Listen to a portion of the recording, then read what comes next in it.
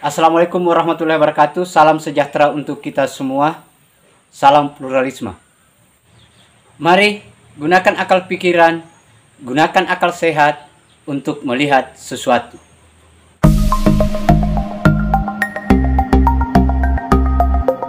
Ya, jumpa lagi di Rahmat Channel. Kali ini sahabat-sahabat, saya buka-buka di beberapa media YouTube. Nah, ini sangat menarik sahabat-sahabat, sekaitan dengan Habib Kribo melakukan kritikan-kritikan pedas terhadap Fahim Mawardi. Iya sahabat-sahabat ya.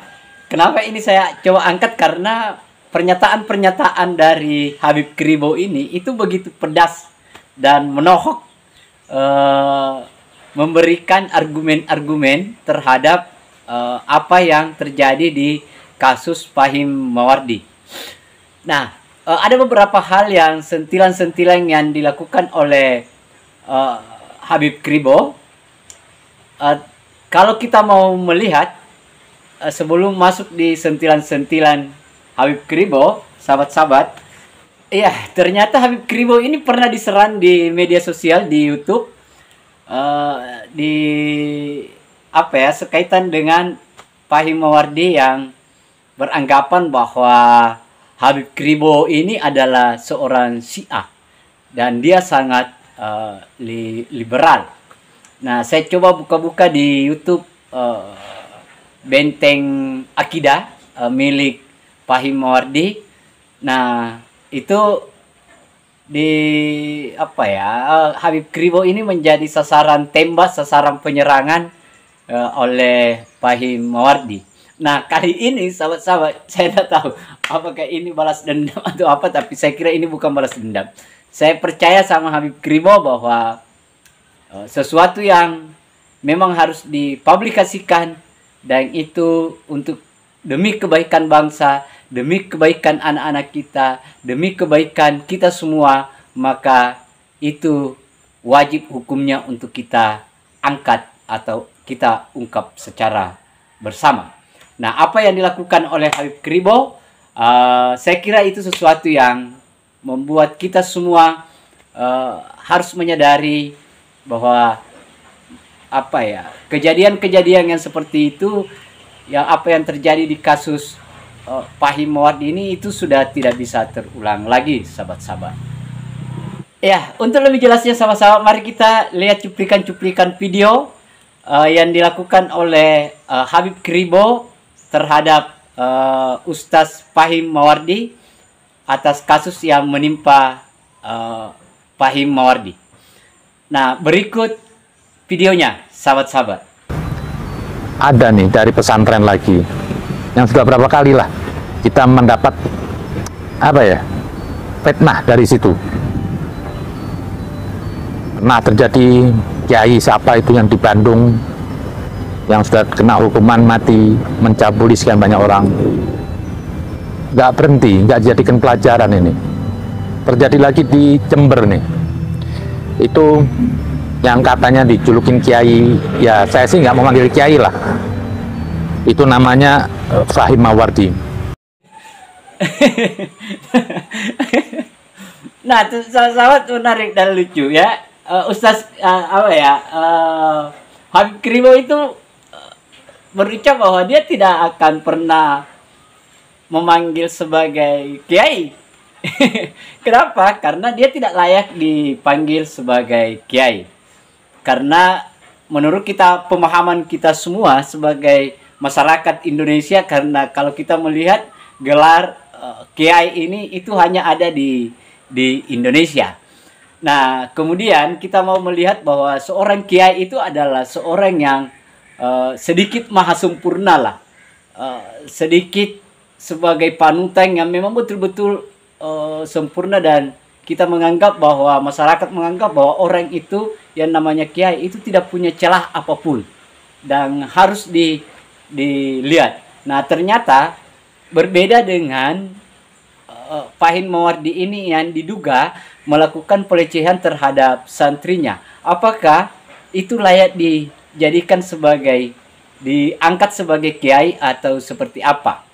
Nah, kalau misalnya di Jawa itu kan apa ya? Itulah gelarannya yang diberikan warga sebagai panutan agama yang ada di tempat itu dengan kiai. Misalnya di wilayah-wilayah Bugis sana ada Androng Guruta atau tuang guru yang ada di daerah timur sana. Sehingga Habib Kribo itu malah dia bilang dia itu tidak layak jadian namanya seorang kiai. Nah, seperti itu sahabat-sahabat ya. Nah, Habib Kribo juga ini menganggap bahwa apa yang dilakukan oleh Ustaz Fahim Mawardi ini adalah mencabuli anaknya sendiri, yang seharusnya santrinya itu adalah anak. Nah, mari kita lihat cuplikan statementnya, sahabat-sahabat. Ironisnya, yang melaporkan malah istrinya sendiri. Ini musibah apa lagi nih? Di situ Mawardi dia mencabuli anaknya sendiri. Kenapa saya bilang anak sendiri? Karena anak yang di pesantren itu sudah dititipkan oleh orang tuanya di situ. Berarti beralih itu walinya. Yang harusnya seorang pemimpin pesantren itu memandang santrinya itu ya anak. Ya. Nah, kalau kita lihat dari apa yang disampaikan oleh Habib Kribo, bahwa diduga bahwa Fahim Mawardi ini melakukan pencabulan terhadap anak santrinya, itu artinya sama dengan mencabuli anaknya sendiri. Nah, kenapa ini keluar atau statement dari Habib Kribo? Karena menganggap bahwa orang tua itu sudah memberikan sepenuhnya kepada pesantren, kepada pengasuh pondok pesantren ini untuk dibimbing, untuk mendapatkan pengetahuan akhlak yang baik. Tetapi ternyata faktanya itu apa yang diharapkan oleh sang orang tua itu tidak berkorelasi dengan apa harapan, dengan apa yang terjadi pada anak mereka. Dan ini sangat miris kita semua.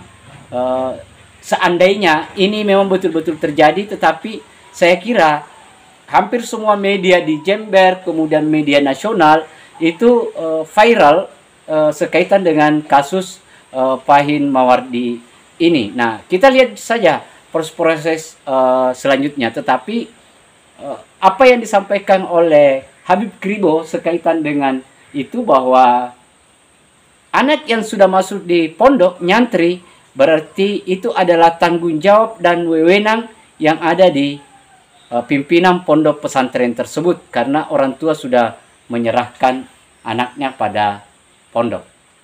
Nah, ini lagi ada sahabat-sahabat, lihat videonya. Kok begitu brutal ini orang, saya pikir. Saya masih belum memastikan, tapi ini isu sudah berjalan. Dari istrinya malah katanya ditemukan dari HP-nya kegiatan mesum apa, yang terus di rumahnya pakai ada ID card apa-apa. Habib Kribo bilang bahwa orang ini kok brutal ya. Nah, pernyataannya ini sangat lucu sahabat-sahabat, karena menganggap bahwa Fahim Mawardi ini brutal. Brutal itu seperti preman yang tidak punya aturan, yang tidak punya akhlak, yang tidak punya apa untuk melihat sesuatu. Padahal dia ini adalah pimpinan pondok pesantren. Saya kira tidak layak lah apa yang dilakukan ini, ya seperti brutal saja. Brutal karena kebablasan itu tidak punya etika. Anak sendiri kemudian dicabuli, kemudian berselingkuh karena kekuasaannya, sehingga dia bisa berlaku brutal di dalam pondok pesantren itu. Ya, kita berharap kepada pemerintah agar setidaknya punya filter, punya aturan sekaitan dengan standarisasi pesantren yang ada di Indonesia, supaya ini bisa kita meretas atau meminimalisir kejadian-kejadian yang seperti ini, sahabat-sahabat.